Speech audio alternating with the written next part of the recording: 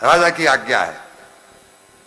फिर सुन लो, जो राजा कल तक चक्रवर्ती सम्राट था, हमने बताया था ना, भरत जी के नाम पर इस अजनाब खंड का नाम भारतवर्ष, वो राजा आज एक दूसरे राजा की पाल की बिठो रहा है। क्यों? ये युक्तियां हैं, ये वो हैं सूत्र जिनसे हमें जीवन जीने की शैली मिलती है, जिनसे हमको मरने की शैली मिलती है, जिसे अंत्येष्टि कहते हैं, वो ये हैं।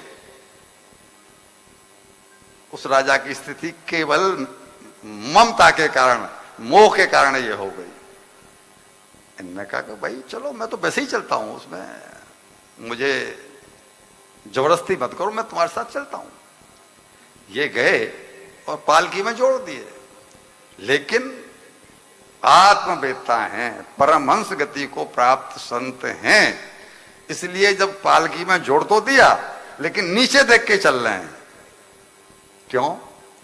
बोला नीचे चींटी, च्यांटे, कीड़े मकोड़े ये सब घूम रहे हैं, और आत्मवेत्ता वो ही है जो कि सब में भगवान के दर्शन। हम लोग इस मूर्ति में तो भगवान के दर्शन कर रहे हैं, लेकिन पति पत्नी में नहीं कर रहा है, पत्नी पति में नहीं कर रही है, हम बच्चों में नहीं कर रहे हैं, बच्चे हम में नहीं कर रहे हैं, हम एक दूसरे में नहीं कर रहे हैं। यानी हम प्रतिमा में तो कर लेते हैं, लेकिन एक दूसरे में नहीं। जबकि तुलसीदास जी ने वो कहा है कि राम सिया राम में सब जग जानी, करूं प्रणाम जोर जोगवानी। सत्यता तो वही है, और ये उस सत्यता को जी रहे हैं। हम सत्यता से हट जाते हैं क्योंकि हमारे साथ गृहस्थ लगा हुआ है। जैसे ही धरातल पे आते हैं, ये सब भूमिकाएं फेल हो जाती हैं। तो ये चले कभी तेज क्योंकि चींट आ गया, कभी एकदम धीमे क्योंकि चींटी आ गई, कीड़ा आ गया, मकोड़ा आ गया। अब उसका परिणाम यह हुआ कि वो तीन जो और कार थे, उनसे उनकी सेटिंग नहीं बैठ रही थी। परिणाम क्या हुआ कि उसका सर बार बार और उसे पालकी से टकराने लगा। अब उसने डांटा, रे क्या कर रहे हो लोग, ये पालकी क्यों हिल रही है, क्यों आगे पीछे हो रही है?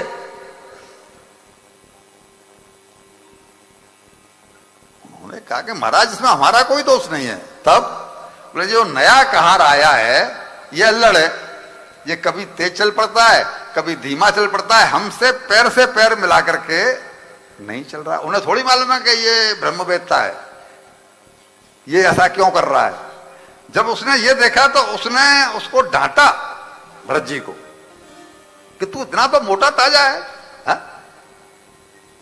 क्या अकेला तू ढो रहा है पालकी को, ये और तीन लोग नहीं है तेरे साथ में, तू थक गया है। यानी ऐसे ऐसे शब्द जो एक परमहंस व्यक्ति के लिए कभी भी शोभायमान नहीं होते। उसने इनको अनाप शनाप जो कह सकता था कहना शुरू किया। भरत जी चुपचाप सुनते रहे। भरत जी चुपचाप सुनते रहे क्यों? कि उनको तो पता है कि ये आत्म भाव में जीने वाला जीव है, देह भाव में जीने वाला जीव है, ये आत्म तत्व को जानता नहीं, इसलिए चुप रहे। सुन लिया उसने, फटकार लगाई तो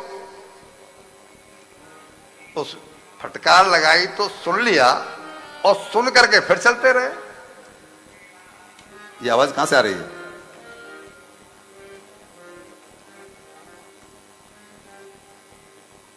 फटकार लगाई, सुन लिया और चलते रहे। जब फिर चले तो वही आगे पीछे पैर।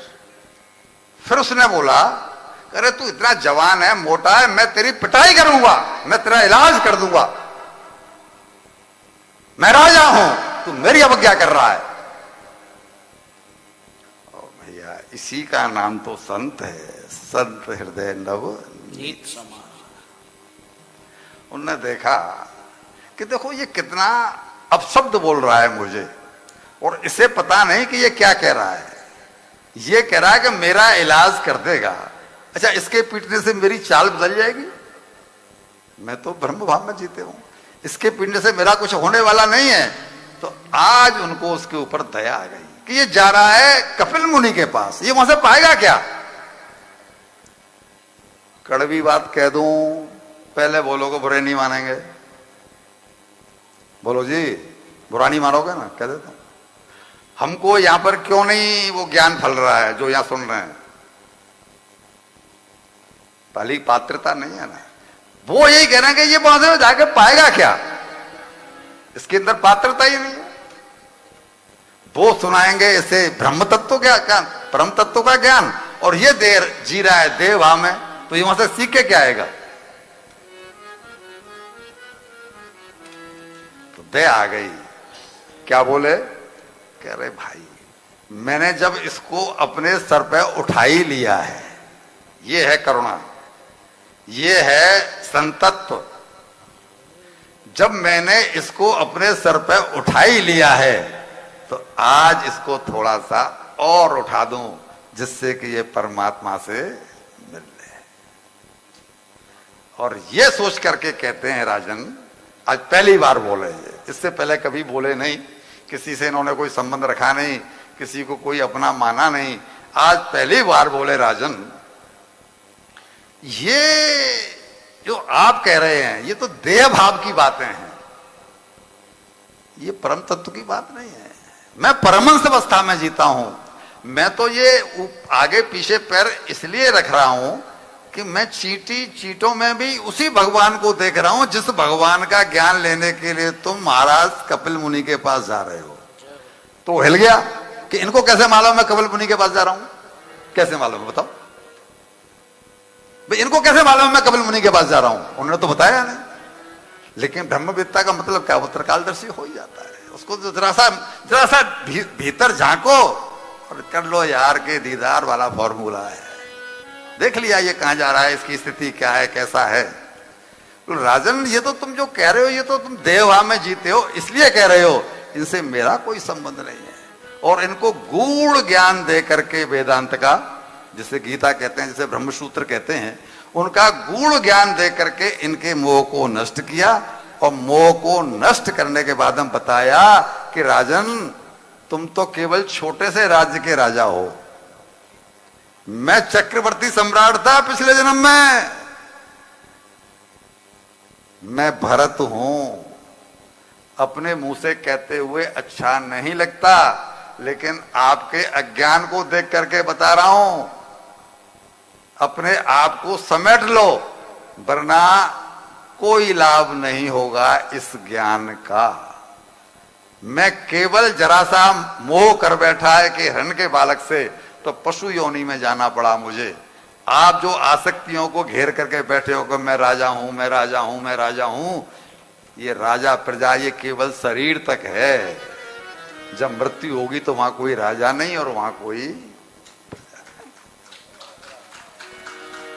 राजे राजे रहे ना वो रानी रही, राजे राजे रहे ना वो रानी रही, कहने सुनने की बस ये कहानी रही, कहने सुनने की बस ये कहानी रही। ना बुढ़ापा रहा ना जवानी रही, ना बुढ़ापा रहा ना जवानी रही, ना बुढ़ापा रहा ना जवानी रही, ना बुढ़ापा रहा ना जवानी रही। ओ वस्तु हर एक आनी बजानी रही, वस्तु हर एक आनी बजानी रही, ओ वस्तु हर एक आनी बजानी रही, वस्तु हर एक आनी बजानी रही। अंत में है अंत में, ओ अंत में लखपति को ना धेला जुड़ा, हंस जब जब ओढ़ा तब अकेला ओढ़ा, हंस जब जब ओढ़ा तब अकेला ओढ़ा। तो बोलो राम राम